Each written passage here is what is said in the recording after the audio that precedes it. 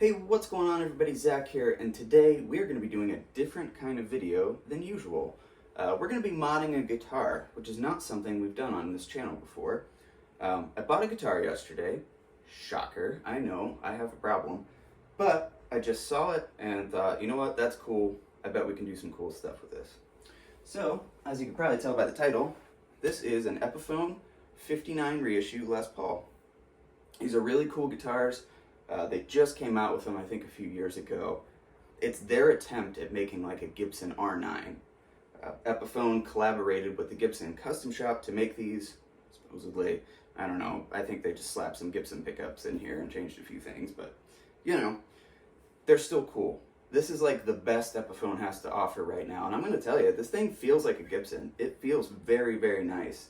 The fretboard edges are extremely rolled and comfortable. The neck shape is not exactly what an R8 or R9 would be, but it's not far off.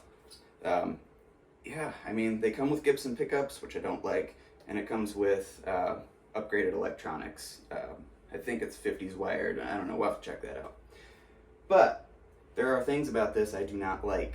So what we're going to do in this video is take this guitar and see just how close we can get it to sounding like one of these, which is a Gibson 58 reissue. This is my R8. I love this guitar. It's gorgeous. So what can we do with this? Can we make this sound as good as this? I think you might be surprised. So, this is an R8, multiple thousands of dollars. These are about $1,000 new, around there. Maybe with like taxes and shipping and stuff. Used, you can get them cheaper. I got this one used. There's some things about it I don't like. And here's what we're going to do to fix those problems. Pickups. I don't like Gibson pickups. I'm going to be perfectly honest. So we are going to change those to my pickups. We're going to put some Brandon Wound 59 clones in here. Secondly, the wiring. Like I said, this does have upgraded wiring in it. Has CTS pots. But I'm going to guess they're kind of a lower end CTS pot. And so we're going to go ahead and change those with my favorite pots. And maybe probably rewire the switch and all that as well. Thirdly, the hardware. Now, we're not going to get to this today. This will probably end up being a different day because I don't have the adapter that I need. But we're going to replace the bridge and the tailpiece with mine as well. That'll help a little bit. And then the last thing we're going to do is the finish. You can see it kind of has this satiny kind of, I don't know. It's a polyurethane finish, which is to be expected at this price range. I don't like it. So what we're going to do is take the entire guitar apart and we're going to buff it out a little bit, give it a little bit more sheen. Maybe not a full gloss, but maybe a little closer to like the Gibson VOS finish, which is what this is. And you can kind of see that this has a little bit of shine to it still. This kind of doesn't. This is almost matte. So yeah, first thing we got to do is take this entire guitar apart. I mean, everything out. So let's go do that. Alright guys, real quick, we are going to take a listen to this thing. It sounds pretty good stock. I mean, better than some Gibsons I've played that are like, you know, kind of the lower end, the tributes and stuff like that. It does sound good. I'm not a big fan of Gibson pickups, as I said. I think they tend to be a little bit muddy usually. But that, you know, it's not bad. Not bad. So, here we go.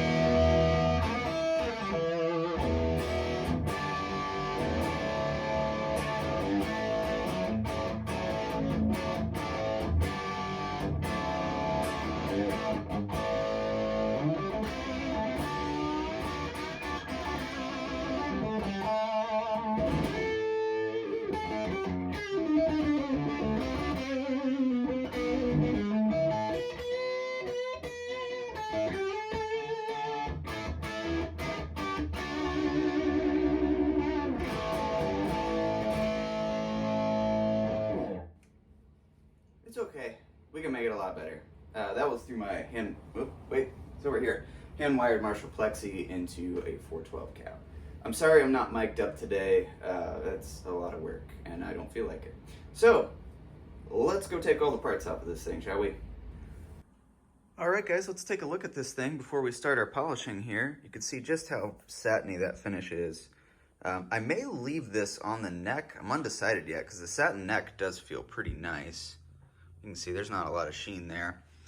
So some cool things. We have a long neck tenon. The cavities are, it's okay. I mean, it's got a little something hanging there. Bridge cavity looks nice, except for the, well, whatever that is. Identifying the model, I guess. But we have everything off of here. I'll put up a picture of what the wiring looked like. It's okay. You can see it here. I'll show a picture of it in the guitar now. But we can improve upon that a lot. These are a lower end CTS pot for sure.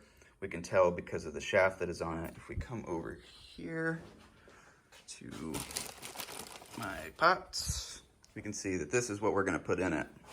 And this has a brass shaft. This is just a lot nicer pot than that. These are Mojo Tone vintage taper pots, which are my favorite. Apologies for my messy workbench. I just finished up a pretty big order and I have not had time to clean yet. But yeah, so now we're gonna start polishing this thing. I didn't remove the bushings. I know I should, but I don't feel like it.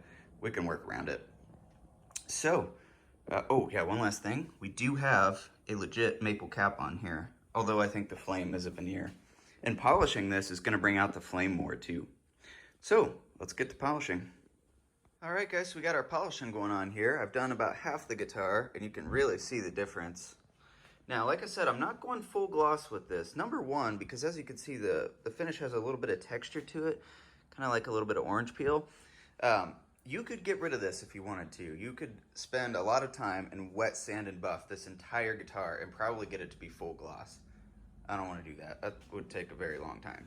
So we're not going to. I'm going to leave it just kind of like this. You know, it's not a full gloss. It's just kind of it's almost more like the Gibson VOS finish. If we take our tape off here, we can see the difference really clearly. Isn't that cool? It pops the flame a little bit more as well. Headstock is done. Again, nothing crazy. Yeah, so we're gonna go ahead and finish this up and we'll do the entire guitar. You can kind of see here. Yeah, the lighting's bad in here, but you get the idea. Okay. So we're gonna polish up the rest of this and take a look at it when we're done. All right guys, we got the polishing all done. Thing came out great. You could see, again, what we were talking about with that little bit of texture in the finish, but that's okay. I'm not gonna spend the time to wet sand it. Got a nice little sheen. And look at the wood on the back of this thing. It's really nice. I'm sure it's some sort of like sapele mahogany or something. It's not gonna be a crazy top grade mahogany, but I mean, again, for the money, not too shabby. Now, I did not polish the back side of the neck, partly because this guitar, like I said, it was used, even though it's a 2022, but it was played for a little bit, and it's already kind of a little bit polished. So we left that alone, and then we did do the headstock there just a little bit. And plus, kind of a satin neck feels good anyways. I mean, like Martin, they do a satin neck with a gloss back and sides. It just makes a lot of sense. It's more comfortable. Okay, so this is done.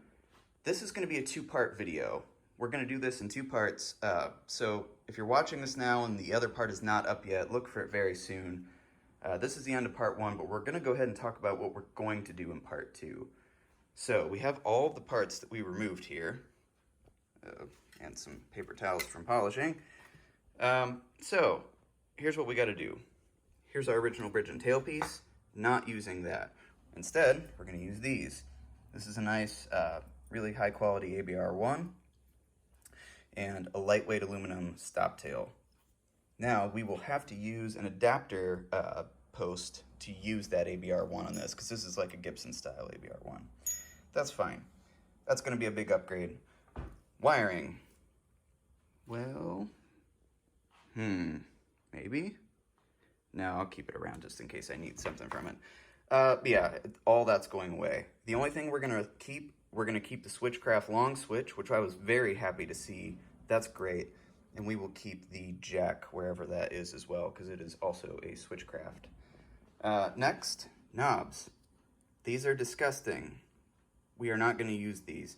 Now, I mean, you look at it, yeah, it's a gold knob, but let me show you. We're gonna come in here. This is an original 1955 Gibson knob. See how, now this one is actually in really good condition. A better example would be this, which is more typical of what they look like. Look at the color difference there. This is a Montrex knob, Montrex Time Machine. Now, we're not going to go this crazy. These knobs are like $100 a set. That's pointless. And these are Gibson custom shop knobs, I think, on this one. But anyway, you see my point. We're not going to use these. We're going to get something that is a little bit nicer than that. These, yeah, junk. So, poker chip. I think we're going to keep that. I do have in my drawer of many things a couple of poker chips, but this one looks to be a Gibson one, and it's actually the right color, so we're going to leave that alone. The pick guard is very nice.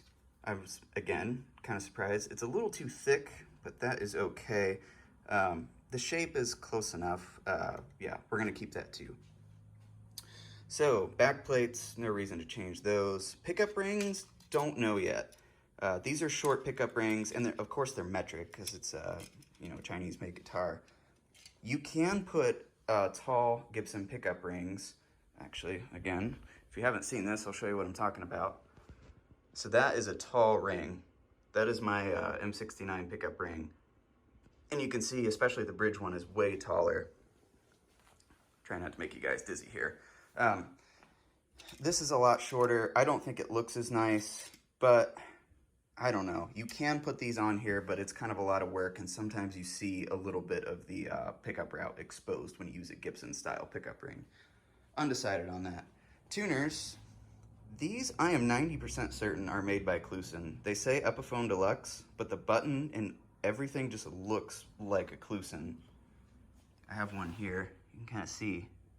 It's pretty much the same case. I don't see any difference. 99% certain these are made by Clusin. No need to change those. The nut, I think, is a Graph Tech. It's cut pretty nice. I was kind of surprised. Probably going to leave that alone as well. So the last thing we have to talk about is pick up some wiring. Or no, we already talked about wiring. We're going to replace that with our CTS vintage taper pots. And then the pickups, we're going to put my Brandon Wound 1959 clones in. We will be making those. Maybe we'll make them on the next video, because if you guys haven't seen my videos before, that is what I do for a living. I make pickups. So we will do that and maybe show a little bit of the behind the scenes of that in the next video. So there you guys have it. This is the end of part 1. Tune in for part 2, which may be tomorrow. It may be a month from now. I have no idea. It depends on how much time I have. And we will get this thing back together. So take it easy, guys. Let me know what you think down in the comments below.